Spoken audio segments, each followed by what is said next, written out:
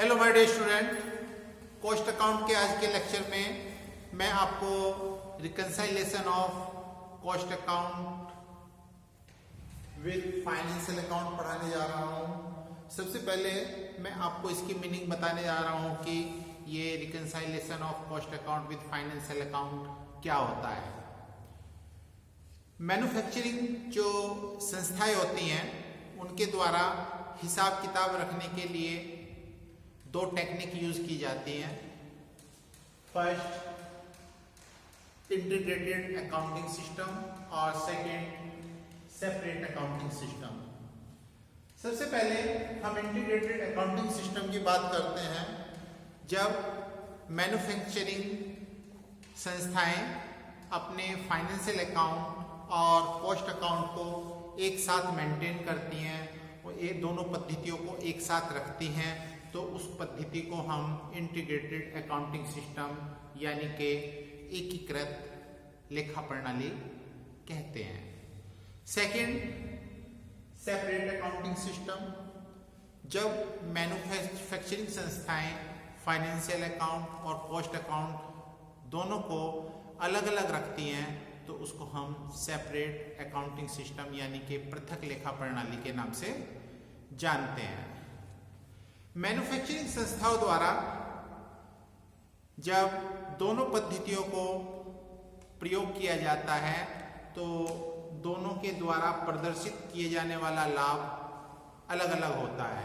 यानी कि जब फाइनेंशियल अकाउंट के माध्यम से trading profit and loss account बना करके प्रॉफिट निकाला जाता है तो वो प्रॉफिट और जो कॉस्ट शीट अकाउंट बना करके कॉस्ट शीट बना करके प्रॉफिट निकाला जाता है वो प्रॉफिट दोनों डिफरेंट होते हैं।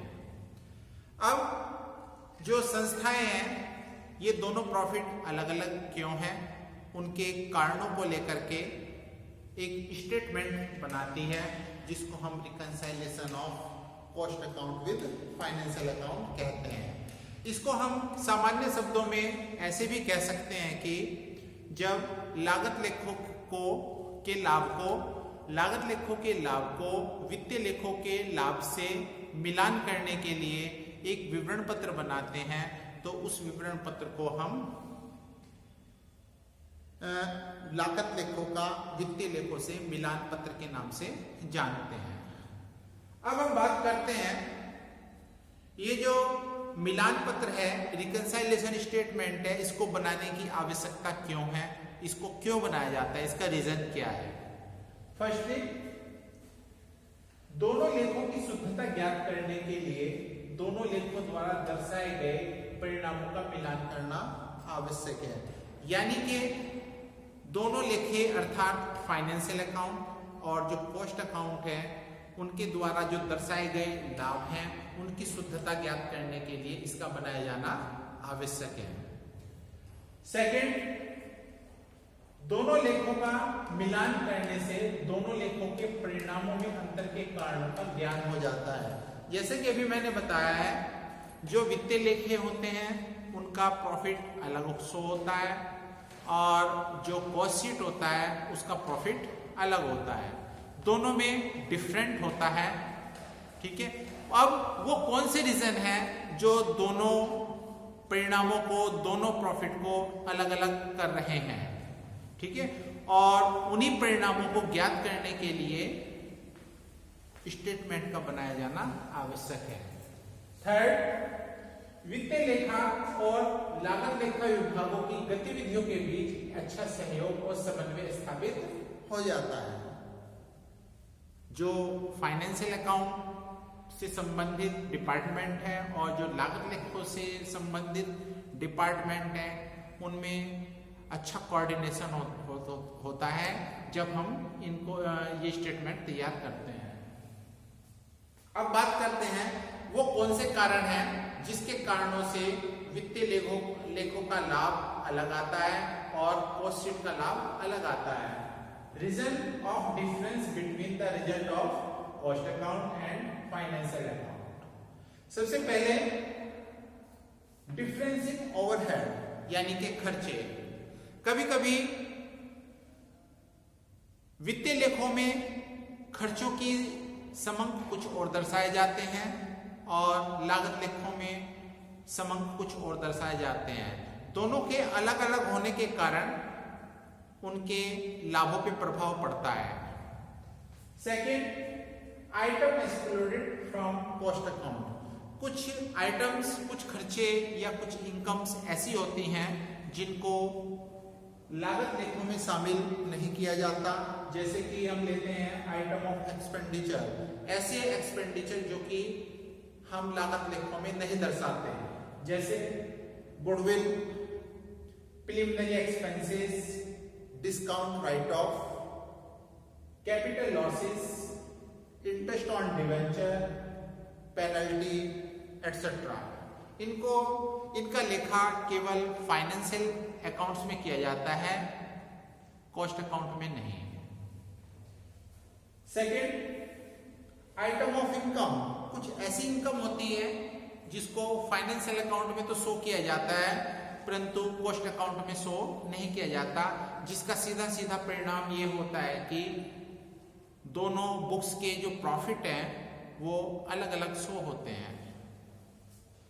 जैसे share transfer fees, interest on investment, dividend received और एबनॉर्मल प्रॉफिट यानी कि असाधारण लाभ। इनको केवल फाइनेंशियल बुक में शो किया जाता है, कॉस्ट में नहीं।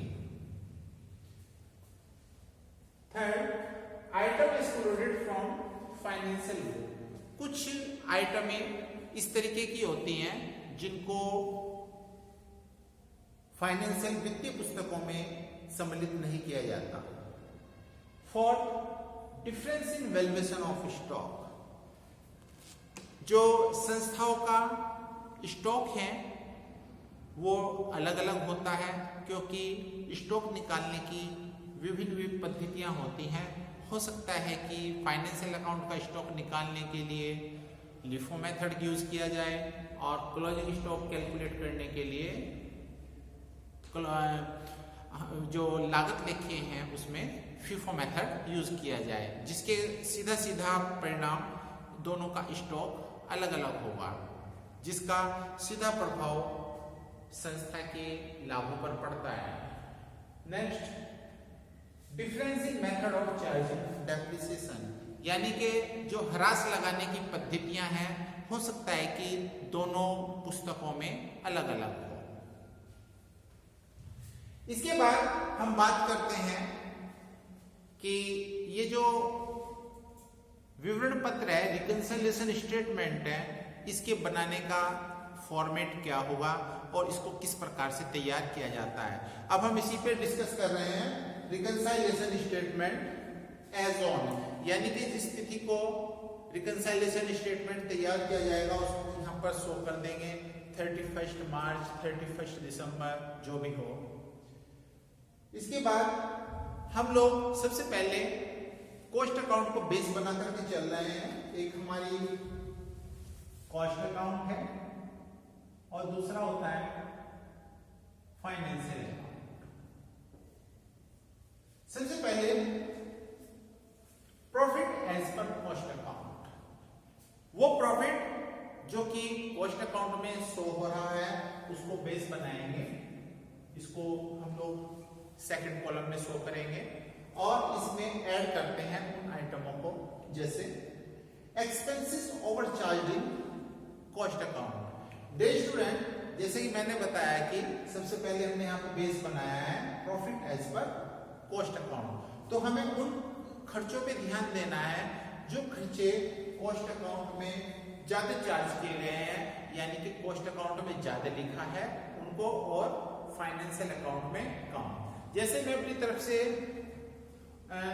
उदाहरण लेता हूं, जैसे फैक्ट्री ओवरहेड है, कॉस्ट अकाउंट में 20,000 लिखा है और फाइनेंशियल अकाउंट में उनको 17,000 लिखा हुआ है। तो इस कंडीशन में हम देख रहे हैं कि कॉस्ट अकाउंट में 3,000 रुपीज उनको ज्यादा चार्ज किया हुआ है। इट मीन्स कॉस्ट अकाउंट में ज्यादा चार्ज किया हुआ है 3,000 रुपीज। उस कंडीशन में हम इनको ऐड कर देंगे। ऐसे खर्चे जिनको कॉस्ट अकाउंट में ज्यादा चार्ज किया गया है उन समस्त खर्चों को हम रिकंसाइलेशन स्टेटमेंट बनाते समय प्लस करेंगे। सेकंड होता है प्रॉफिट और receipt excluded from cost account. ऐसे सारे प्रॉफिट, लाभ और प्राप्तियां जो कि कॉस्ट अकाउंट में सम्मिलित नहीं की जाती, जैसे कि अभी मैंने पढ़ा था transfer fees, interest on investment, dividend received और एब्नॉर्मल प्रॉफिट, इनको हम फाइनेंशियल अकाउंट में तो शो करते हैं लेकिन इनको कॉस्ट अकाउंट में शो नहीं करते। ऐसी जितनी भी इनकम होती है उनको रिकंसाइलेशन स्टेटमेंट बनाते समय यहां पर ऐड कर दिया जाता है। थर्ड आता है item of expenses recorded in cost account. कुछ खर्चे ऐसे होते हैं जिनका लेखा केवल कॉस्ट अकाउंट में तो होता है, फाइनेंशियल अकाउंट में उनका लेखा नहीं होता। ऐसे समस्त खर्चों को हम यहां पर प्लस कर देंगे। For over valuation of opening stock in cost account. Opening stock जब कि लागत लेखों में उसको अधिक दर्शाया गया हो, उसका ओवर वैल्यूएशन किया जाए कॉस्ट अकाउंट में और फाइनेंशियल अकाउंट में कम, तो जितने रुपए कॉस्ट अकाउंट में हम स्टॉक अधिक पाते हैं उसको हम यहां पर प्लस कर देते हैं। इसके विपरीत आता है under valuation of closing stock in cost account. यदि कॉस्ट अकाउंट में क्लोजिंग स्टॉक यानी कि अंतिम रहतियों का मूल्यांकन कम किया जाता है तो हम यहां पर उसको प्लस करेंगे। इसके बाद जितनी भी ऐड होने वाली आइटम है उन सबको प्लस करके प्रॉफिट एज पर जो कॉस्ट अकाउंट था इसमें प्लस करके ये अमाउंट आ जाएगी। अब इसमें से लेस करेंगे expenses under charge in cost account. ऐसे खर्चे जो कि कॉस्ट अकाउंट में कम चार्ज किए गए हैं और फाइनेंशियल अकाउंट में अधिक चार्ज किए गए हैं, तो उनका डिफरेंस यहां पर लेस कर दिया जाएगा। सेकंड, एक्सपेंसेस और loss excluded from cost account. ऐसे खर्चे और हानियां जो कि कॉस्ट अकाउंट से अलग हैं। Third, item of income recorded in cost account only. ऐसे आइटम, ऐसी आय जो कि केवल कॉस्ट अकाउंट में शो की गई है उसको हम यहां पर लेस कर देंगे। Next, under valuation of opening stock in cost account. यदि कॉस्ट अकाउंट में ओपनिंग स्टॉक का अंडर वैल्यूएशन किया गया है तो उसकी अंडर वैल्यूएशन की जितनी भी वैल्यूज होगी उसको लेस करेंगे। नेक्स्ट आता है over valuation of closing stock in cost account. यदि कॉस्ट अकाउंट में क्लोजिंग स्टॉक का ओवर वैल्यूएशन किया गया है, इन समस्त आइटमों का टोटल करके हम लोग इस आइटम में से लेस कर देंगे और ये जो प्रॉफिट होगा इस प्रॉफिट को हम कहेंगे profit as per financial account. यानी कि ये वो प्रॉफिट होता है जो कि फाइनेंशियल अकाउंट में शो हो रहा है। डियर स्टूडेंट, मैं फिर एक बार आपको एक बात बताना चाहता हूं कि जो मैन्युफैक्चरिंग इंस्टीट्यूशन होते हैं अपने यहाँ पर अकाउंटिंग के दो सिस्टम अपनाते हैं। फर्स्ट होता है इंटीग्रेटेड अकाउंटिंग सिस्टम जिसमें फाइनेंशियल और कॉस्ट अकाउंट को एक साथ रखा जाता है। यदि इस पद्धति को, फर्स्ट वाली टेक्निक को इंस्टीट्यूशन ने अपनाया है तो उस समय इस विवरण पत्र को बनाने की कोई आवश्यकता नहीं होती। इस विवरण पत्र को केवल उसी कंडीशन में बनाया जाता है जबकि manufacturing institution separate accounting system technique को अपनाता है। Thank you.